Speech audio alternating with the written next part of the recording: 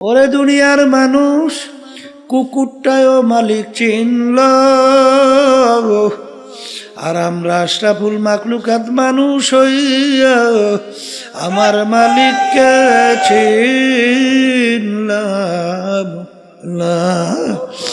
এ দুনিয়াদার পাগল আমার বাবারা, মস্তে আশিক মস্তে মাশুক, বাদশাহ মালে মস্ত, পীরে মস্তে জিরে মস্তে শাইখে দর আসরারে মস্ত। দুনিয়ার মধ্যে যত মানুষ বিচারণ করে সব কিন্তু পাগলের দল।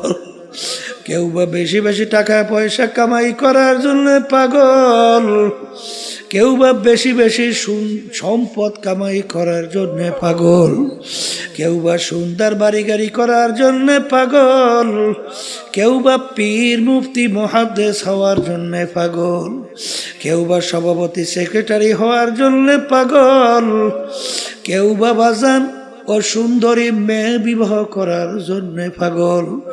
আর একদল মানুষ দুনিয়া বিচারণ করে, তারাও কিন্তু একদল পাগল, তারা হইল আমার মাওলার পাগল। এ দুনিয়াদার পাগল, মাঝে মাঝে একটু চক্ষু বন্ধ করো, মোরাকাবা করো। দুনিয়ার পাগলামি কয়দিন বাজা, দুনিয়ার ইতিহাস পড়ে দেখো। ফেরাউন মাওলার সঙ্গে চ্যালেঞ্জ করলো, বাজান চ্যালেঞ্জ কইরা খোদাই পর্যন্ত নাউজুবিল্লাহ দাবি করলো। বাজান আমার মালিক ওকে দুনিয়ার ভিতরে এত আল্লাহু আকবার আরামে রাখছিল। ইতিহাসে দেখা যায় 750 বছরের মধ্যে ওই ফেরাউনের একদিন একটু সর্দি জ্বর হয় নাই, এত আরামে আমার মালিক ওকে দুনিয়ার ভিতরে রাখলো। ফেরাউনের বাড়ির দরজায় ইতিহাসের ভিতরে দেখা যায় এমন একটা গাছ ছিল, যে কোনো রোগের নিয়াত কইরা খাওয়ার সঙ্গে সঙ্গে সমস্ত রোগ ভালো হইয়া যাইত। নীল দরিয়ার পানি ফেরাউনের কথায় আসা যাওয়া করত, ভাটা জোয়ার হইতো। এত আরামে আমার মালিক ওকে দুনিয়ার ভিতরে রাখছিল। কিন্তু যখন ওর হায়াতের বেড়া শেষ, আমার মালিক ওকে নীল নদীর ভিতরে ফালাইয়া চুবাইয়া চুবাইয়া তারপর আমার মালিক ওকে মারছে। ফেরাউনের কোনো পাত্তাও ক্ষমতাও দেখা যায় না। সাদ্দাত মাওলার সঙ্গে চ্যালেঞ্জ করিয়া দুনিয়া ওর বেহেশত তৈরি করলো, কই সাদ্দাতের পাত্তাও নাই। নমরুদ মাওলার সঙ্গে চ্যালেঞ্জ করলো, তার খলিল ইব্রাহিমকে আগুনের ভিতরে ফেলাইলো, ঠ্যাং ভাঙ্গা মশা মাথার ভিতরে ঢুকাইয়া মাজান মাস্তক পাছার পাছার পিড়াইয়া শেষা পাশা কইরা মারলো। ওই বাজান বাজান নমরুদের কোনো পাত্তা পাওয়া যায় না। এ বাংলাদেশের মানুষ, বাংলাদেশের ইতিহাস তালাশ করলে দেখবা এই বাংলাদেশের অনেক দুনিয়ামুখী নেতা, তাদের হুঙ্কার মনে হয় বাংলার জমি থর থর করে কাঁপত। বাজান কোন আজকে যাই দেখো হাইকোর্টের মাজারের ভিতরে পইরা আছে একজন দিনদার আল্লাহওয়ালা নামাজি মানুষ, ওদের কবরের কাছে দিয়ে একটু সালামও দেয় না, বরঞ্চ বলছে বলে শয়তানটা মরছে ভালো হয়েছে। জোরে বলেন কথা ঠিক না বেঠে? এ দুনিয়াদার পাগল আমার বাবারা, এ পর্দার আড়ালের মা বোনেরা, কোন দুনিয়ার পিছনে পড়ছ? একটু মাঝে মাঝে দুনিয়া নিয়ে একটু চিন্তা করো। হাকিকত সে তো দুনিয়া বেখবর হ্যায়, দুনিয়া কি নুমাইশ পর নজর হ্যায়।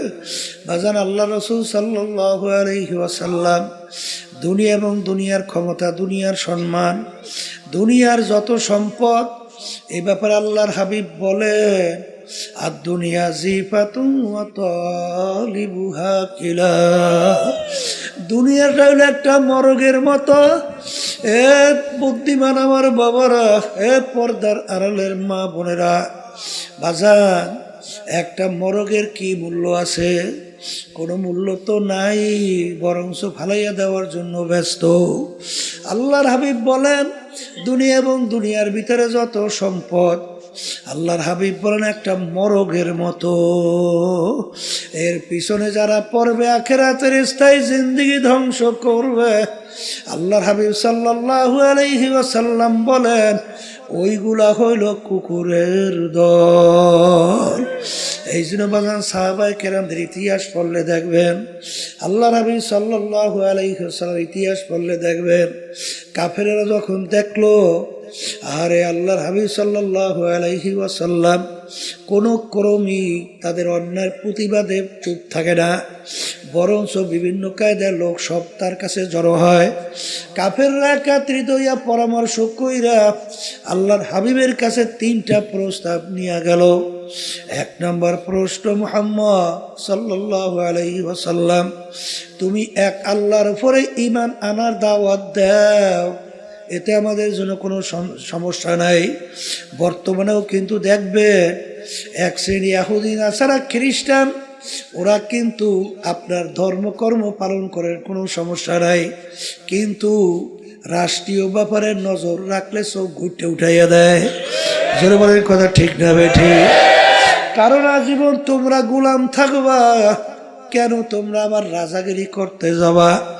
এই জন্য বাজানদেরকে বলবো, তুমি ওই যে কথা অন্যায় প্রতিবাদ যদি না করো, তাতে কিন্তু দেখবা বিজাতির ওই বিভিন্ন দুনিয়ামুখী রাজনীতি দল দেখবা তোমাকে হাদিয়া দেবে, সম্মান করবে, কিন্তু যখন ওদের অন্যায়ের প্রতিবাদে কথা বলবা, তখন শুধু হাদিয়া তো দূরের কথা, সুযোগ পাইলে মাইরাও পালায়। জোরে বলেন কথা ঠিক যাবে ঠিক? যখন নাকি বলল, মুহাম্মদ তুমি এক আল্লাহর উপরে ঈমান আনার দাওয়াত দাও, এই জন্য আমাদের কোনো সমস্যা নাই, কিন্তু একটা শর্ত, আমাদের কার্যক্রমের বিরুদ্ধে তুমি কিছু বলবা না। যদি এইটা করতে পারো, আমরা সিদ্ধান্ত নিয়ে আসি তোমাকে 3টা পুরস্কার দেব। 1 নম্বর পুরস্কার, অর্থাৎ তোমাকে আমরা আরবের ভিতরে সবচেয়ে বড় ধনী বানায়া দেব, আরবের ভিতরে সবচেয়ে সম্পদশালী বানায়া দেব। আবার শর্ত হইল, দাওয়াত দাও, কোনো সমস্যা নাই, আমাদের অন্যায়ের প্রতিবাদে, আমাদের কার্যক্রমের প্রতিবাদে কিছু বলবা না। এতটুকু যদি মানতে পারো, তোমাকে আরবের বড় ধনী বানায়া দেব। 2 নম্বর প্রস্তাব, তোমাকে আমরা আরবের রাজা বানায়া দেব।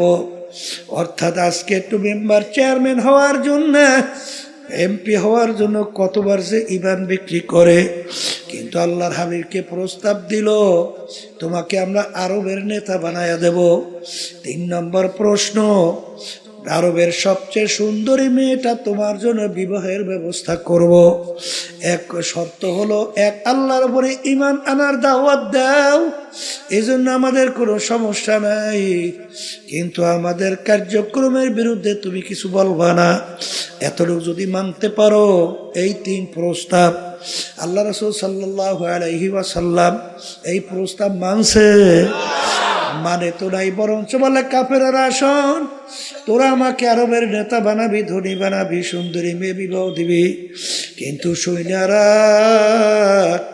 তোরা যদি আসমান থেকে সূর্য এক হাতে, আসমান থেকে চন্দ্র আইনে আমার আর এক হাতে দিতে পারো, তারপর আমি এক আল্লাহর উপরে ঈমান আনার দাওয়াত এবং তোদের অন্যায়ের প্রতিবাদে আমি বলতেই থাকবো। এক পর্যায়ে আল্লাহর হাবিব সাল্লাল্লাহু আলাইহি ওয়াসাল্লাম তার জন্মভূমি মক্কায় থাকতে পারে নাই। বাজান, মক্কা শরীফ সাইরা হিজরত করে মদিনায় যায়, আর তার জন্মভূমির মায়ায় বাজান ফিরা ফিরা চায়। বর্তমানে এক শ্রেণীর আছে, খুব দরবেশ হইছে, খুব নামাজি, খুব তাসবিহ নিয়ে জিকির করে, কিন্তু অন্যায়ের প্রতিবাদে মান রাআ মিনকুম মুনকারান ফালিয়ুগাইয়িরহু বিয়াদিহি ফাইন লাম ইয়াস্তাতি' ফাবিলিসানিহি ফাইন লাম ইয়াস্তাতি' ফাবিকলবিহি ওয়া যালিকা আযআফুল ঈমান।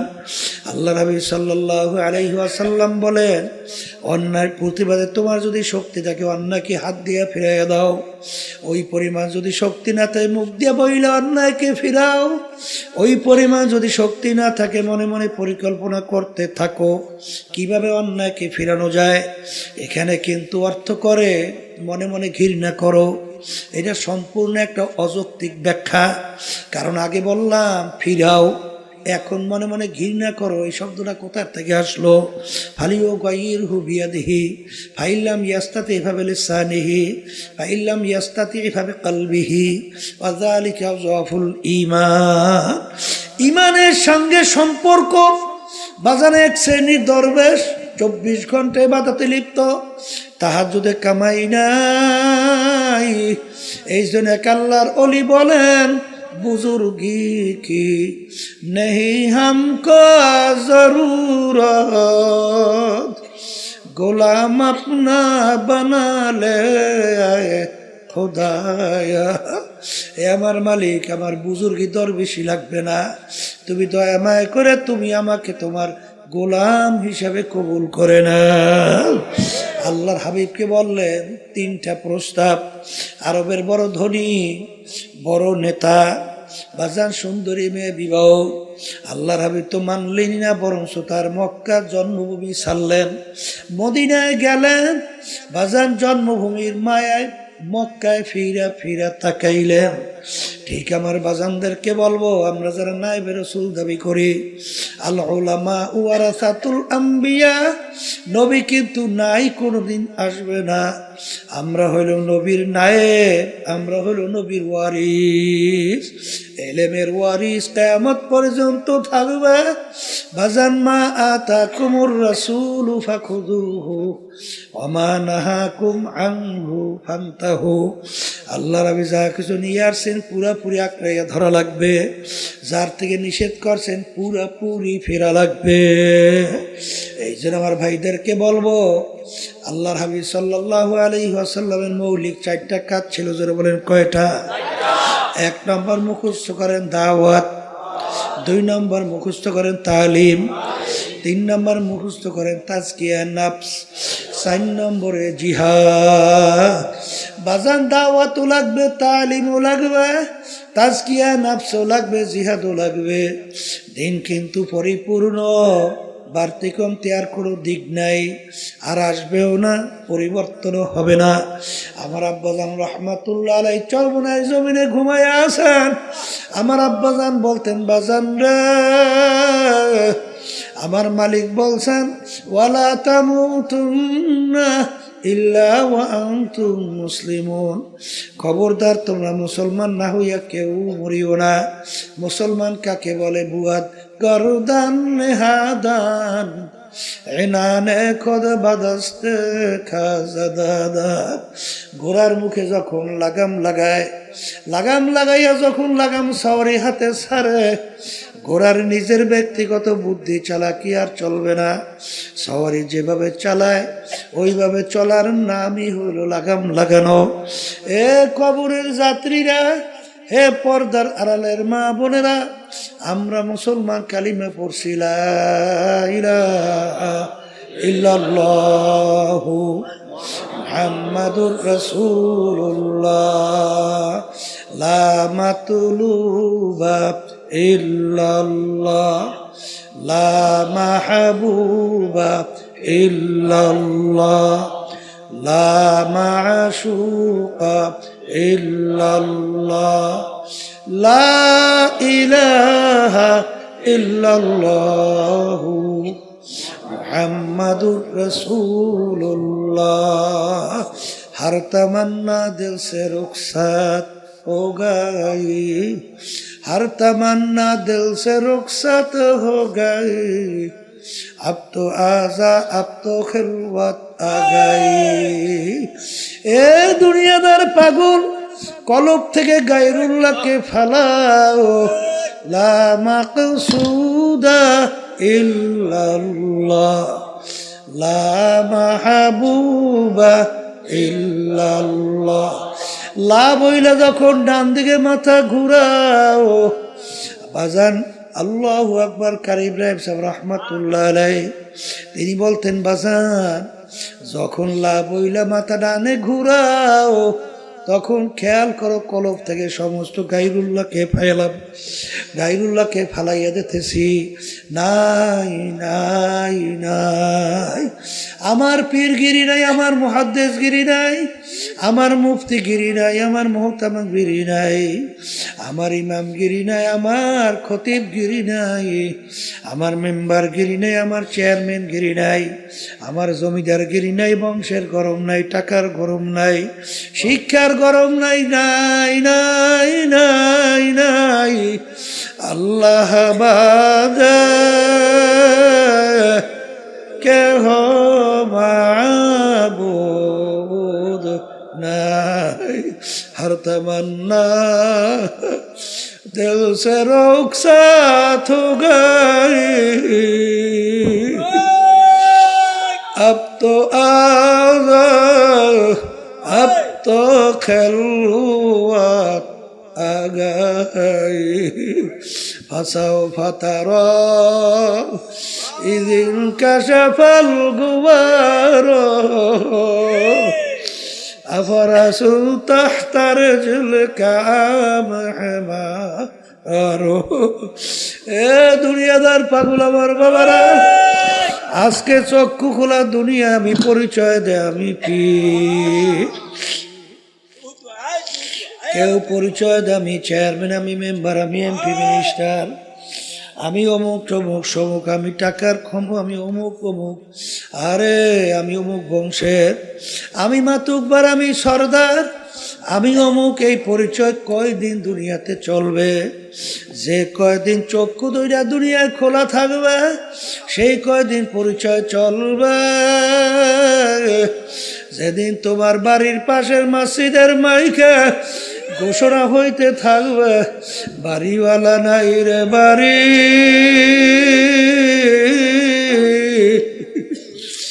নাই রে দুনিয়াতে, আল্লাহু আল্লাহ। এখন তাকাইয়া দেখো, কই তোমার টাকার গরম, কই তোমার ক্ষমতার গরম, কই তোমার বংশের গরম? তোমরা কই নেই যে এই পাশের মাইক দূরের মাইক একরকমের শব্দ রাখতে বলি নাই? বারবার দূরের সাথে এত বাড়াও কর, হ্যাঁ এত বাড়াস বার ফাজিল কোথাকার, বয়ানি করতে দেয় না, আবার একের কমাইস না, এই পাশে শব্দ বাড়া, একরকমের শব্দ রাখতে বলি নাই, ফাজিল কোথাকার তখন। আল্লাহু আল্লাহ। এ কবরের যাত্রীরা, পর্দার আড়ালের মা বোনেরা, দুনিয়ার জিন্দেগি কিন্তু একটাই বাজান। একবার যদি কেউ কবরে যাইয়া ঠইগা বসো, আর দ্বিতীয়বার দুনিয়াতে আসে আপিল কইরা জিতবার কিন্তু আর আশা নাই। এ কবরের যাত্রীরা বাজান, আমি আপনাদের সামনে প্রথম আয়াত শরীফ তেলাওয়াত করছিলাম। আয়াতের ভিতরে আমার মালিক বলে, আমি 18,000 কম বেশি মাখলুকাত সৃষ্টি করছি, এর ভিতরে 2টা মাখলুকাত সৃষ্টি করলাম কেন? মানুষ এবং জিন। এই 2টা মাখলুকাত আমি সৃষ্টি করলাম একমাত্র আমার ইবাদতের জন্য। সবাই বলি সুবহানাল্লাহ।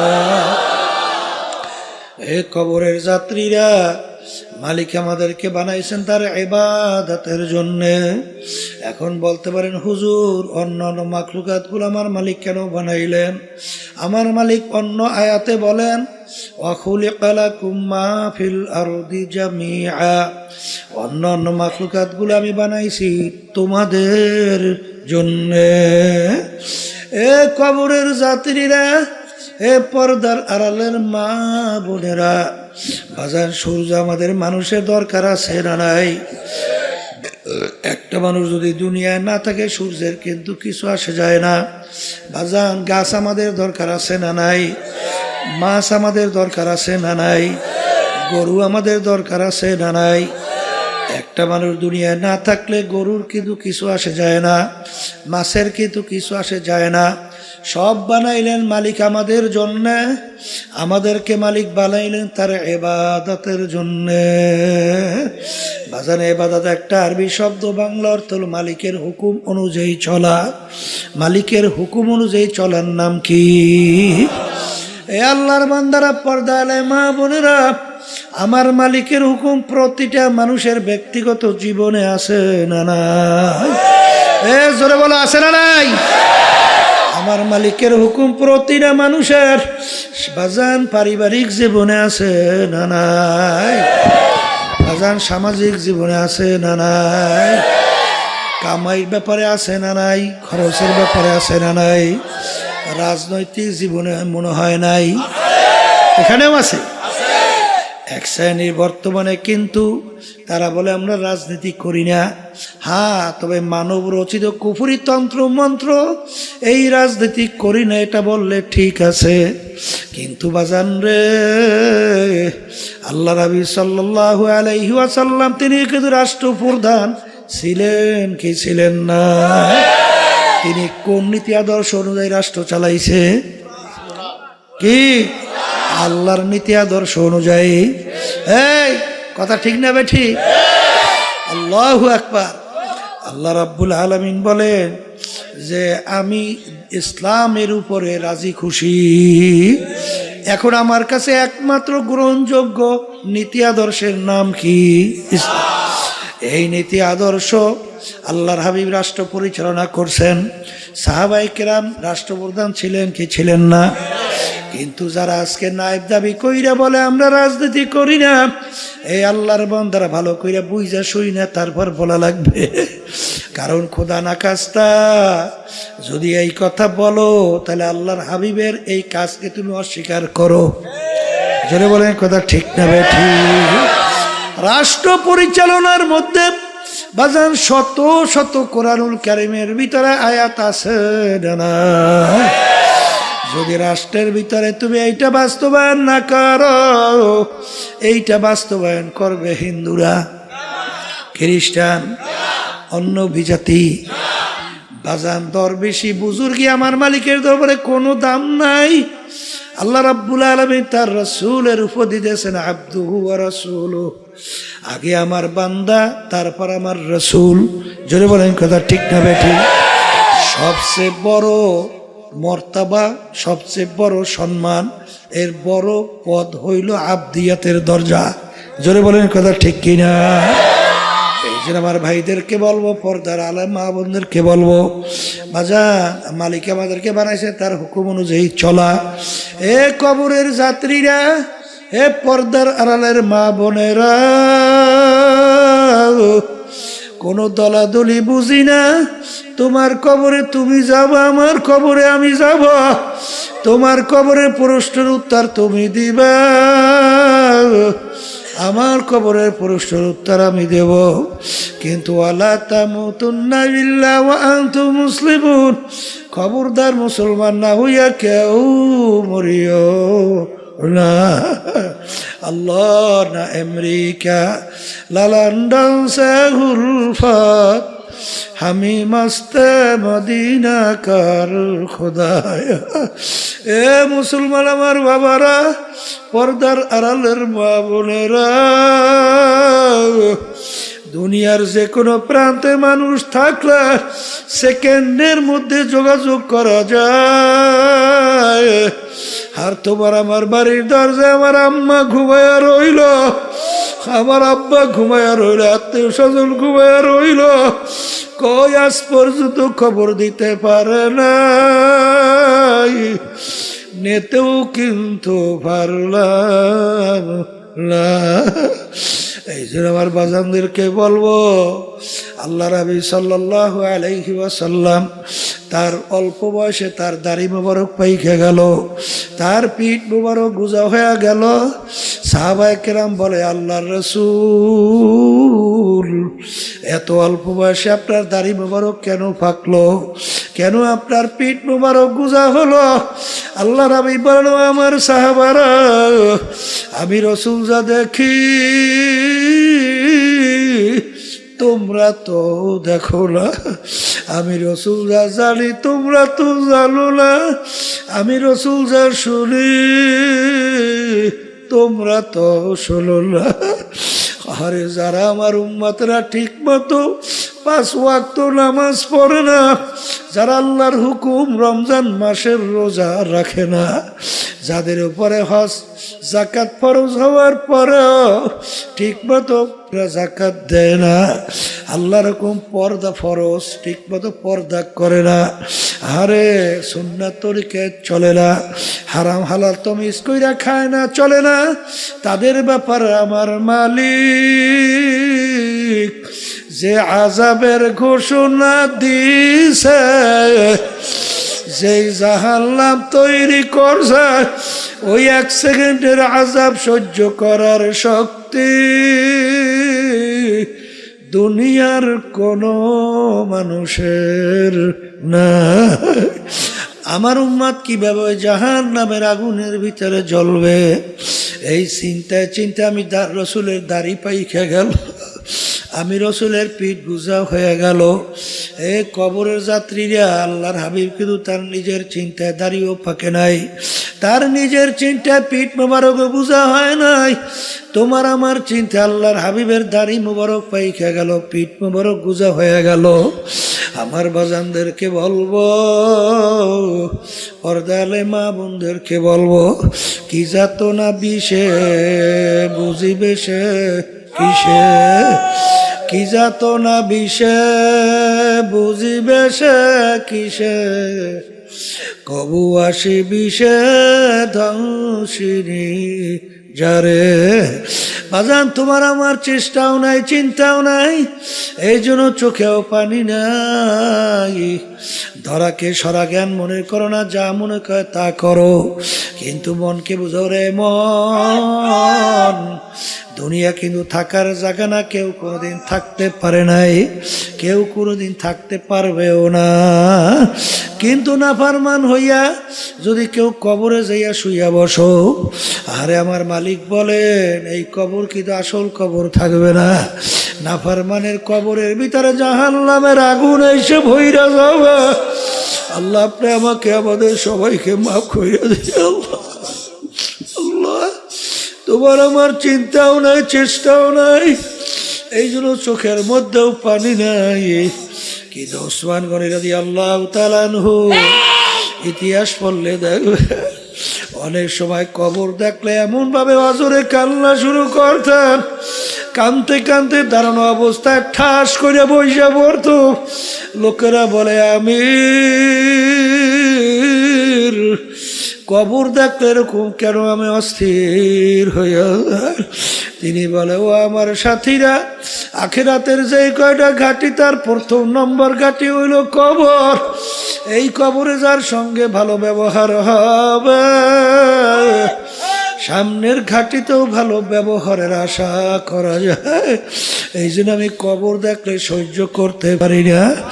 যেই মামলার তদবির নাই, সেই মামলারও কিন্তু খালাস নাই। আল্লাহর নবীর ইতিহাস পড়িয়া দেখো, সাহাবায়ে কেরামদের ইতিহাস পড়িয়া দেখো।